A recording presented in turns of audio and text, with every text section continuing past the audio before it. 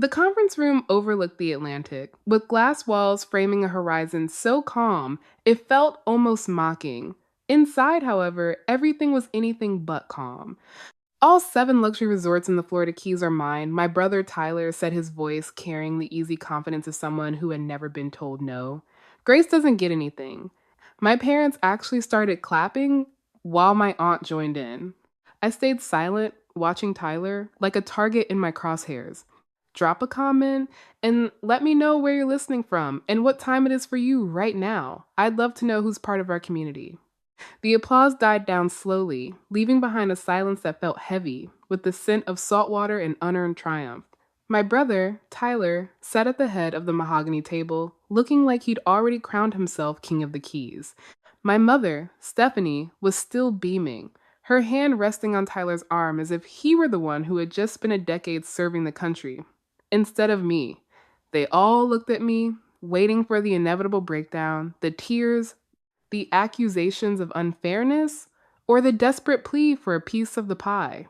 But Navy intelligence doesn't train you to plead. It trains you to observe, to categorize, and to wait for the exact moment your target exposes their flank. I had just come from my promotion ceremony at NAS Key West, and I hadn't even had time to change before heading to this family meeting. I didn't cry, and I didn't ask why.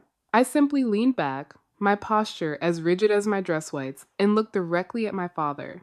Dad, I said, my voice cutting through the smug atmosphere like a sonar ping. You really don't know, do you? My father, Gary, froze with his glass halfway to his lips. His eyes flicked toward me, then toward Tyler, uncertainty creeping in like a slow leak in a hull. No what? Tyler snapped, his easy confidence suddenly sharpening into something defensive. What the hell are you talking about, Grace? You've been gone for years.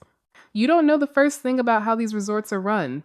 I ignored him, keeping my focus entirely on Gary. Dad, did you ever actually verify the county records after Grandpa Frank passed? Or did you just take the word of the person who had the most to gain from your silence? Gary cleared his throat, shifting uncomfortably in the expensive leather chair. Tyler has been managing everything for 5 years, Grace. He knows the tenants, the numbers, the contracts. Grandpa had a plan, and it made sense that the one who stayed home would be the one to carry it forward. It makes sense if you don't look at the data, I replied, my tone clinical. But tell me, Dad, if Tyler is the owner, why is it that for 5 years he hasn't been able to sell, mortgage, or even renovate a single building without the express written signature of the Frank Carter Nominee Trust?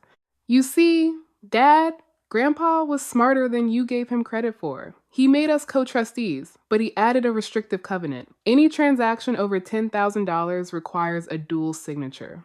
Tyler has the title of manager, but he has zero individual authority to move the assets. I watched Tyler's face. The smirk was still there, but it was brittle now, a hairline fracture appearing in his golden boy facade. The trust is just a legal shell for the estate, Grace, Tyler said, his voice rising an octave. I'm the manager. I run the empire. Everyone in this room knows that. Manager, I repeated, letting the word hang in the air until it felt like an insult. That is a very generous title for someone who is effectively just an at-will employee on a basic salary. You see, Dad, the problem with choosing a favorite is that you stop seeing the person and start seeing the myth. And Tyler's myth is about to hit a very solid, very legal wall. The room went still in that particular way. It does when the balance of power shifts. Even Aunt Teresa stopped nodding. They weren't shocked by what they had done to me. They were shocked that I had stopped playing my assigned role as the invisible daughter. I had spent 5 years as the silent investor in their version of family, and the bill was finally due. Tyler opened his mouth to shout, his face reddening, but I cut him off before he could find his footing. You've spent 5 years playing with assets that don't belong to you, Tyler. And the most dangerous thing about a man who thinks he's a king is that he never notices when he's actually being watched. The silence in the room stretched out, thin and ready to snap. You see, Tyler thinks he's the architect of this legacy because he stayed in the zip code, but the truth is, he was just a squatter in a house I was already reinforcing. My father looked at me like I was a stranger, and in a way, I was. You've spent years acting like the king of the keys, Dad, but Grandpa never actually deeded the land to you. You were just a placeholder, an interim manager while I was deployed. I had spent a decade becoming someone they couldn't account for on a balance sheet. It started when I was 16. While my mother was busy hanging on every word of Tyler's latest debate win, Grandpa Frank pulled me aside during Thanksgiving. He handed me a cup of black coffee I technically wasn't allowed to have and told me that the loudest person in the room is usually the one with the least information. He started inviting me over on Saturday mornings.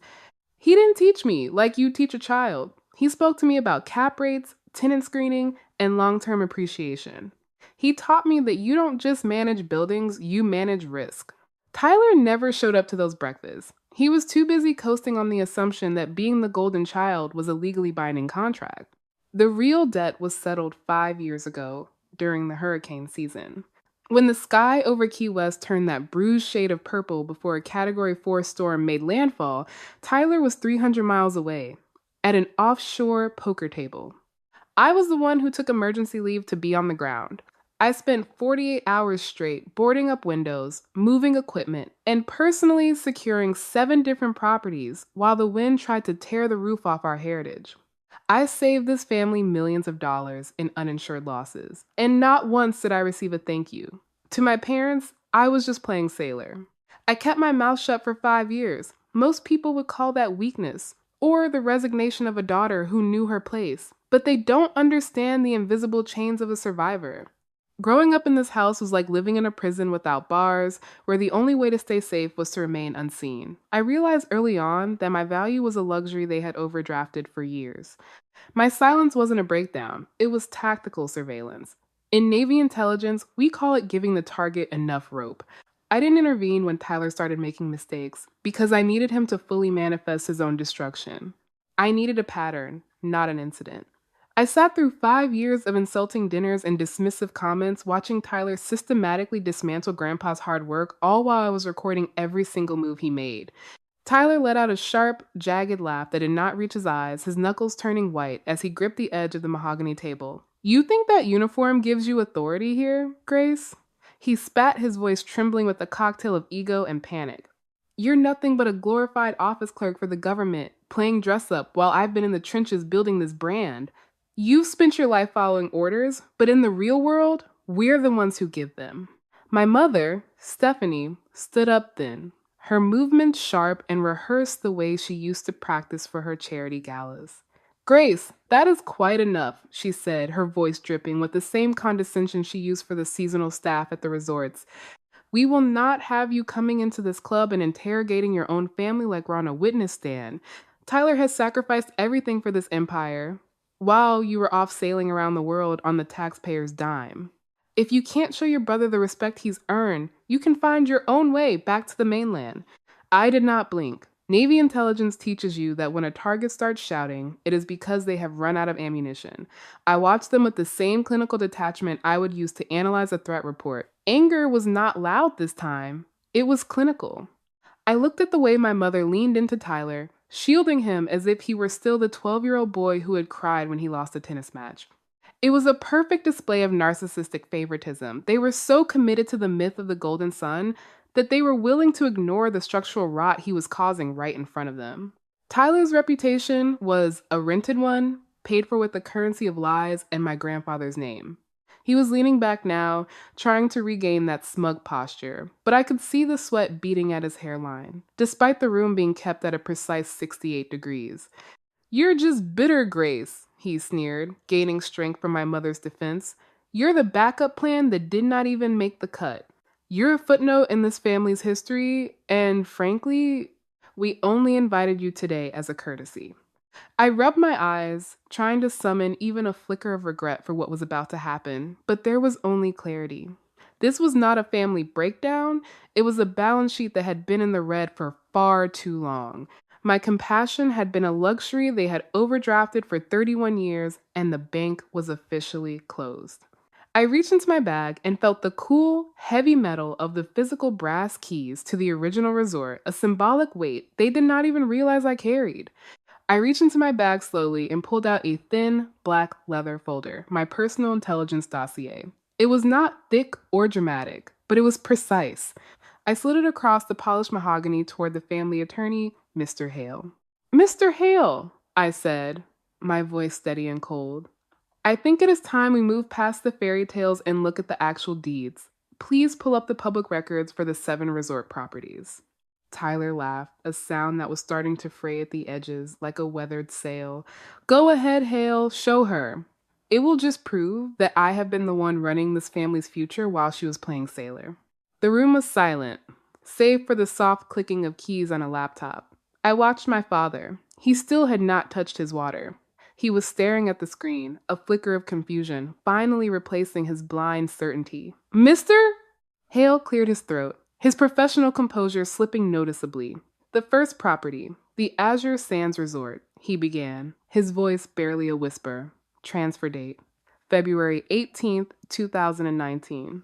Yeah, that is when Grandpa put it in the estate, Tyler interrupted, leaning forward with aggressive confidence.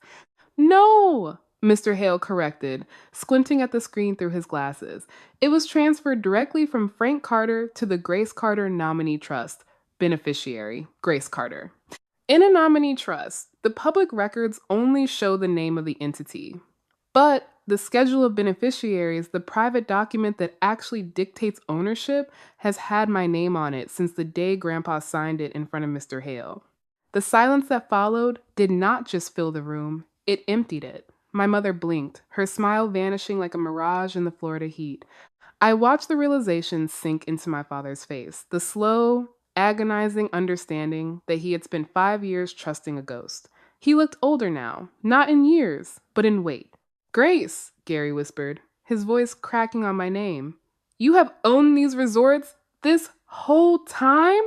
Since February 2019, I confirmed, my tone clinical. While you were applauding Tyler for his vision, I was the one paying the property taxes and approving the insurance premiums from a desk in Virginia. I ensured every IRS filing was handled through the trust tax ID, and I personally authorized the property tax payments to the Monroe County tax collector to keep these resorts from being seized while you were busy playing king. Tyler was hyperventilating now, his chest heaving under his tailored suit. He looked like he was trying to breathe through water. This is fraud. You tricked him. You forged those signatures. The documents are notarized and filed with the county, Tyler, Mr. Hale said, his voice flat with defeat. They are perfectly executed. Ownership of the deeds was just the first phase of this tactical operation. I reached into my dossier again and pulled out a separate, thin black folder, the summary of a 3-year forensic audit. Mr. Hale, if you would turn to page 47, I said, my voice as clinical as a medical report. The attorney's hands were visibly trembling as he opened the secondary report. What is this now?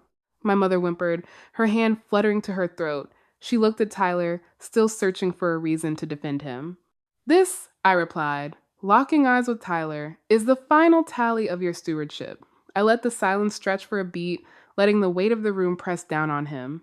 The total discrepancy in the maintenance accounts, combined with those undisclosed high-interest bridge loans, now exceeds $12,450,000. You didn't just skim the surface, Tyler. You tried to drown the entire legacy. Tyler slammed his hand on the mahogany table, but the sound was hollow. That is a lie! It's a reporting error. Accounting is complicated, Grace. Don't bother calling your lawyer, Tyler. I've already shared the forensic audit with the district attorney's office. They're much more interested in your bridge loans than you are. Accounting is very simple. When you cross-reference the resort maintenance funds with a private offshore gambling account in the Cayman Islands, I countered. $372,680 systematically diverted to cover high-stakes poker debts, while the roofs at Azure Sands were leaking and the staff were waiting on their bonuses. I watched him buckle, as if he'd been hit by a physical wave. But I wasn't finished. Worse than the theft, Tyler, was the collateral. Mr. Hale, look at the final exhibit. A forged application for a private bridge loan, using Grandpa's pier as security. He thought he could bypass the trust by going to a private lender, but I had already placed a cloud on title alert with every major title company in the state. The moment he tried to leverage Grandpa's pier, my phone pinged with a high-priority surveillance hit. My father let out a jagged, broken sound. Grandpa's pier was the original resort site protected land that Frank had vowed would never be leveraged. Tyler hadn't just stolen cash, he had nearly sacrificed the heritage we were all sitting in to satisfy a group of offshore loan sharks. In this moment, Tyler's entire world was evaporating. This is the power illusion of the empty wallet. For 5 years, my family had mistaken Tyler's arrogance for authority, never realizing that his entire identity was a luxury he was renting with stolen money. He had built a life on the difference between having and being. He had the expensive suits and the title of manager, but he never was a man of character. Now that the money was gone, the renter reputation was being evicted, leaving behind nothing but a scared child in a costume. Tyler pushed his chair back so hard, it toppled over the heavy wood, thudding against the carpet like a gavel. The man who had walked in here as a king was now hunched over, his hands trembling so violently he had to grip the edge of the table just to stay upright. "Grace, please," he croaked, his voice cracking, the smugness completely evaporated. "We can fix this. I'll pay it back. I just needed more time. Let's just settle this internally. Think about what this would do to the Carter name." My mother, Stephanie, moved toward me, her face a mask of blotchy grief. She reached for my hand, her fingers cold and desperate. "He's your brother, Grace," she whispered, her voice shrill with a sudden, forced affection. "He made a mistake."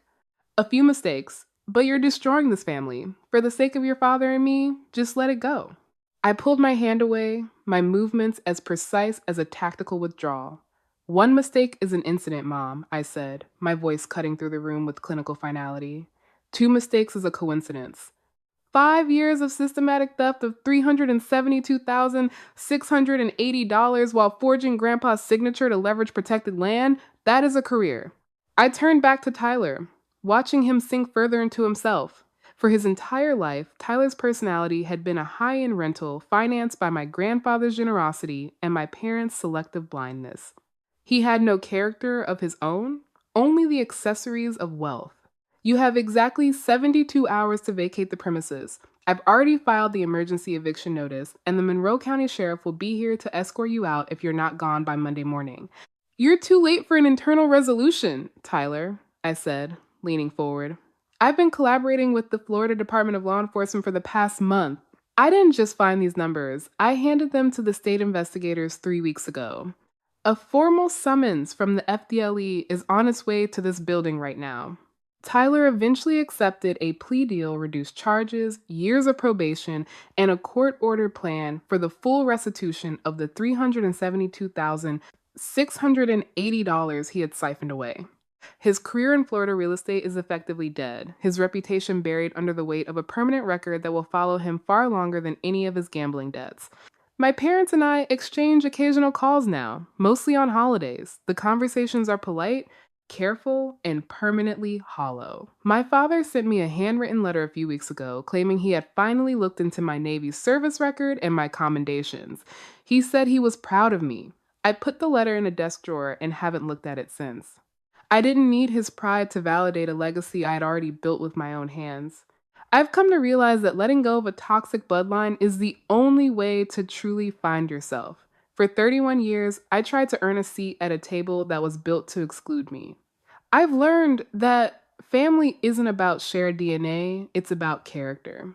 It is about who stands beside you when the Category 4 hurricane makes landfall, not who waits for the sun to come out so they can claim the spoils. Don't ever wait for recognition from people who are selectively blind to your value. You aren't a backup plan, and you aren't a footnote. I want to speak to you directly for a moment. If you find yourself being the overlooked one, remember that your strength doesn't need to announce itself to be real. You don't owe your future to the people who refuse to see your potential in the past. Forgiveness isn't always for the other person. Sometimes it's just the final act of intelligence you need to set yourself free. If you've ever been a Grace in your own family, dismissed but silently building your own empire, I want to hear your story. What was the exact moment you realized you were undeniable? Share your journey in the comments below. Don't forget to subscribe to join our community of those who choose justice and personal strength. I'll see you in the next story.